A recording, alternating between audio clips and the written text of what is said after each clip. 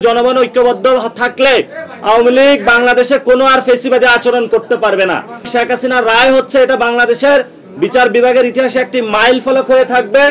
ভারত সরকারকে আহ্বান জানাবো যে আপনাদের এখানে বাংলাদেশে যে খুন করেছে, গুম করেছে খুনি হাসিনাকে আপনারা দ্রুত ফেরত দিন বাংলাদেশে। আমাদের প্রত্যেকটা সংগঠনের প্রোগ্রাম থাকবে মাঠে, এবং আমরা চাই এই যে নিরাপত্তা যদি বিঘ্নিত হয়, বাংলাদেশে আইন শৃঙ্খলা বাহিনী রয়েছে, আইন শৃঙ্খলা বাহিনীর কাজ হলো জননিরাপত্তা বিধান করা। আমরা আমাদের রাজনৈতিক যে অবস্থান রয়েছে, কর্মসূচি রয়েছে সেটা পালন করব, কিন্তু আমাদের কাজ নিরাপত্তা বিধান করে না, এটা আইন শৃঙ্খলা বাহিনীকে করতে হবে। এবং এই সরকারের যদি নিরাপত্তা এখন না দিতে পারে তাহলে ফেব্রুয়ারিতে ইলেকশনটা কিভাবে হবে? সেই জন্য আমরা সরকারের কাছে আহ্বান জানাবো, আপনি নিরাপত্তা বিধান করুন। কিন্তু আপনারা দেখেছেন পুলিশের পোশাক পরিবর্তন হয়েছে, অর্থাৎ কিছু ট্রাস্টের জায়গায় আইন শৃঙ্খলা বাহিনীকে গড়ে তোলা হচ্ছে। আমরা আশা করব পুরো পুলিশ বাহিনীকে পুনর্গঠন করা হোক, র্যাব এবং অন্যান্য যে বাহিনী, আমরা তো র্যাবের কথা বিলুপ্ত হয়ে বলেছিলাম, যদি তারা সংস্কার প্রক্রিয়ার মধ্যে দিয়ে আসতে পারে আমরা মনে করি সুন্দর বাংলাদেশে আইন শৃঙ্খলা পাবো।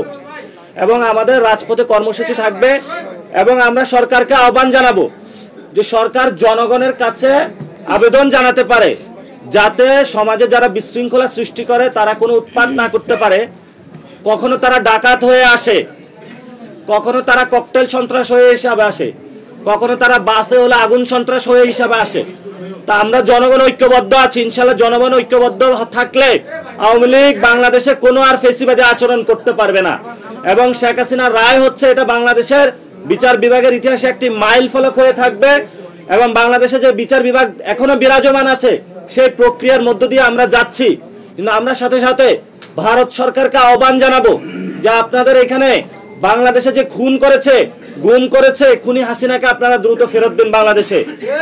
আপনাদের সাথে আমরা ন্যায্য সমতার ভিত্তিতে সম্পর্ক চাই, কিন্তু বাংলাদেশের কোনো খুনি আসামি, দাগী আসামিকে যদি আপনারা আশ্রয় দিয়ে রাখেন, এই আসামিকে ফেরত দেওয়া পর্যন্ত ন্যায্যতার সমতার ভিত্তি হতে পারে না। এজন্য আমরা ভারত সরকারকে আহ্বান জানাবো দ্রুত গতিতে শেখ হাসিনাকে ফেরত দেওয়া হোক। এবং আপনারা জানেন ইতিমধ্যে আমাদের যিনি খলিলুর রহমান স্যার, যিনি হলেন আমাদের সামরিক উপদেষ্টা রয়েছেন, উনি হলো আমাদের ইন্ডিয়াতে সফর করেছেন। আমরা সরকারকে আহ্বান জানাবো সেই সফরটা কি জন্য হয়েছে, কেন করেছেন, আমাদের একটা দোয়াশা তৈরি হয়েছে যাতে জাতির সামনে এটা স্পষ্ট করা হয়। এটা আমাদের জনগণ হিসাবে ওনাদের প্রেস ব্রিফিং করে জানানো, মানুষকে ব্যাখ্যা দেওয়া নৈতিক দায়িত্ব।